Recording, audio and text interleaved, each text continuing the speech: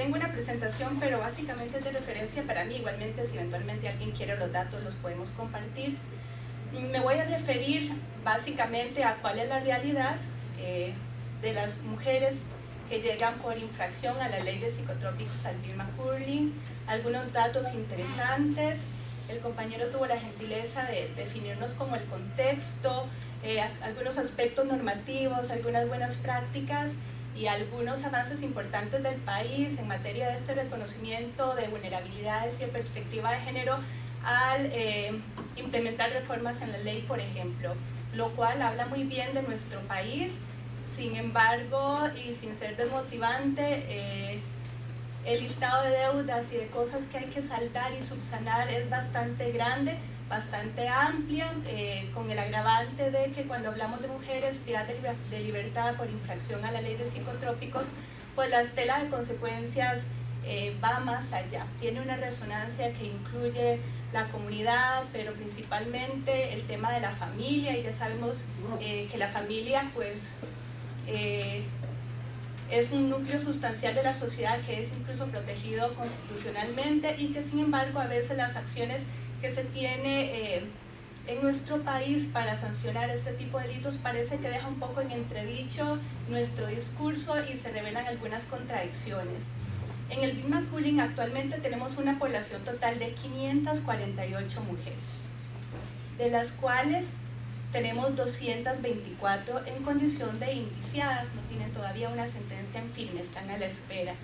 Ya este dato tiene que llamarnos profundamente la atención y la preocupación porque nos empieza a señalar otra vez un tema que me parece que es trillado, pero hay que seguir insistiendo: el abuso en la prisión preventiva, sin miramiento de otros factores, sin tener en cuenta que durante 6 meses, 9 meses, un año que la mujer esté en esta condición de mujer indiciada, hay un impacto social en el núcleo familiar que queda fuera muchas veces sin ningún tipo de protección, porque vamos a recordar que la mujer privada de libertad que ingresa a nuestro centro es principalmente jefa de hogar.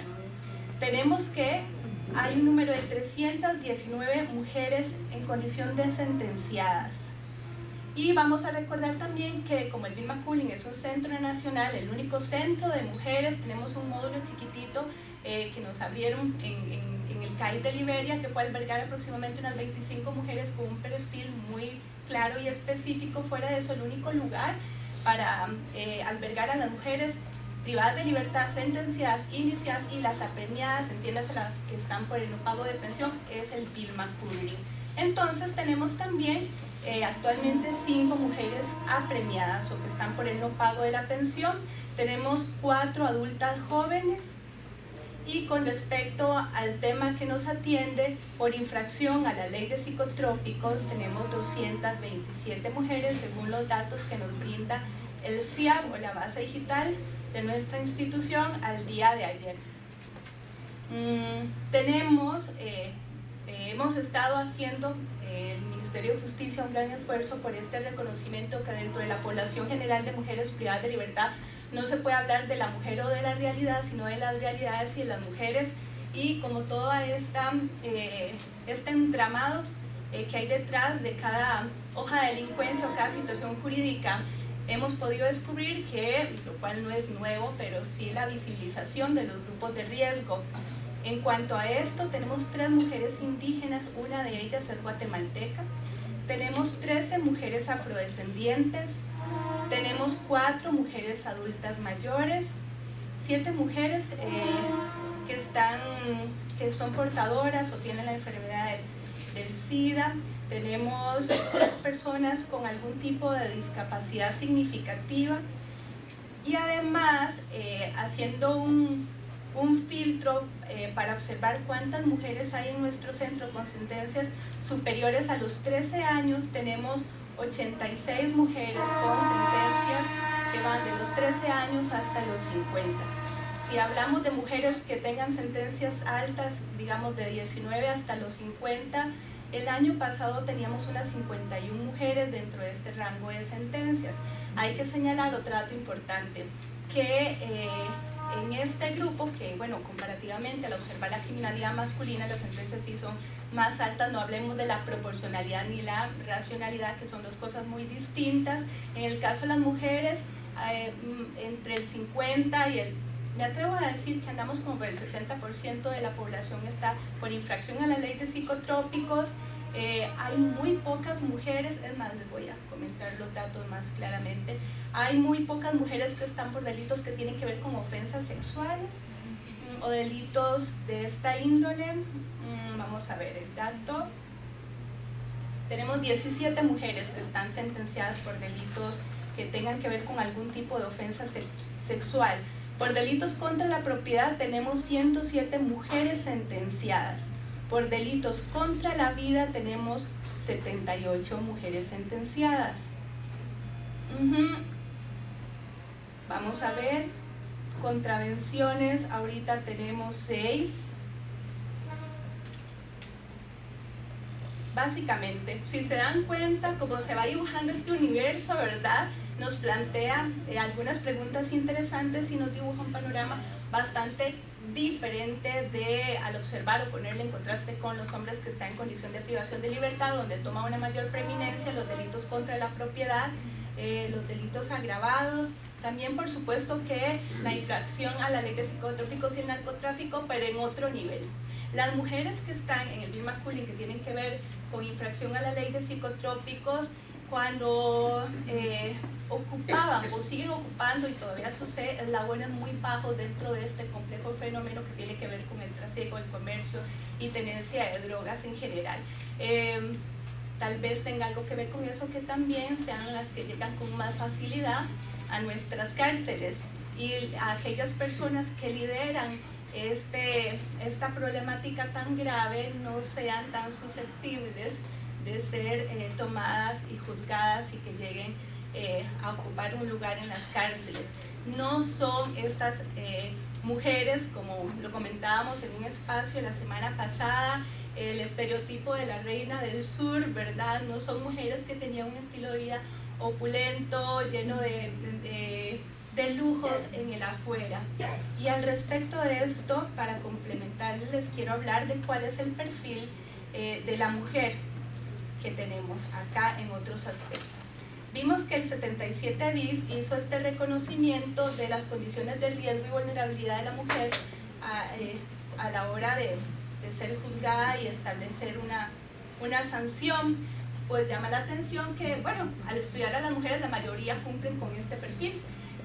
La mayoría son jefas de hogar, tienen en promedio 3 hijos, no terminaron los estudios de primaria.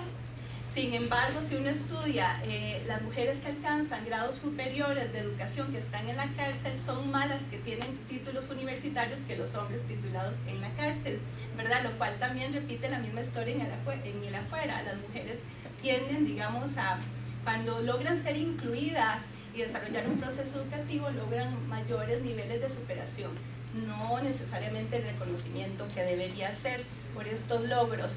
Además, estas mujeres sostenían a sus familias con una economía de subsistencia en trabajos informales no remunerados, siendo que el salario promedio era, por lo menos en el 2015, con un diagnóstico que se hizo de menos de 100.000 colones, y ahora un poco con la participación de la compañera de María Mujica, que me acompaña el día de hoy. Ya nos puede revelar desde la experiencia personal que efectivamente hoy 2018 la situación no ha cambiado mucho.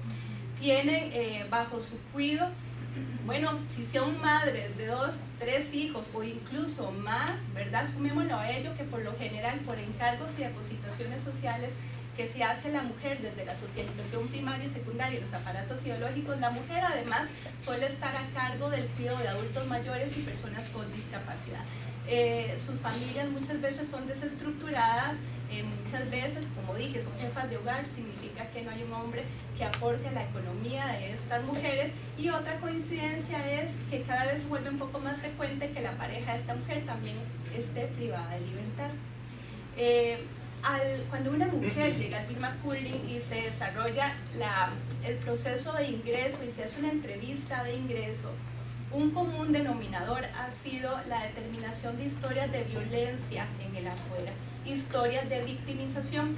Ya las reglas de Bangkok nos señalan la urgencia de que las políticas, las gestiones a nivel penitenciario, pero también las políticas públicas logren determinar esta realidad para ser contemplada dentro de acciones que atiendan la realidad en el afuera, como también todas esas acumulaciones de circunstancias que hacen que la mujer que llega a la cárcel traiga consigo una serie de vulnerabilidades. No son vulnerabilidades inherentes al hecho de ser mujer, son el producto de un sistema que continúa siendo altamente patriarcal, androcéntrico, discriminatorio y muy violento a nivel estructural e institucional. Lastimosamente, bueno, solo el hecho que les diga que únicamente tenemos un centro de mujeres también nos hace pensar que nuestra institución penitenciaria es por excelencia una institución masculina, ¿verdad? Desde que el grosso de las personas, nuestra población meta, son hombres.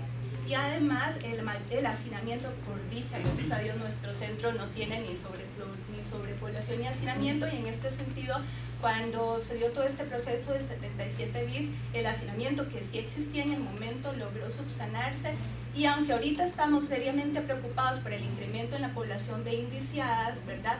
No tenemos, cada mujer, por lo menos ahorita, ocupa un lugar, una cama y un espacio, y no tenemos todavía esas dificultades. Sin embargo, es muy probable que si continuamos con esta tónica de prisiones preventivas, por lo menos nuestros módulos de indiciadas estén muy comprometidos, me atrevo a pensar, a mitad de este año. Desde ya estamos previendo estas circunstancias y conversando también, porque efectivamente el Ministerio de Justicia y Paz, por lo menos el sistema penitenciario, está atado de manos con respecto a esto.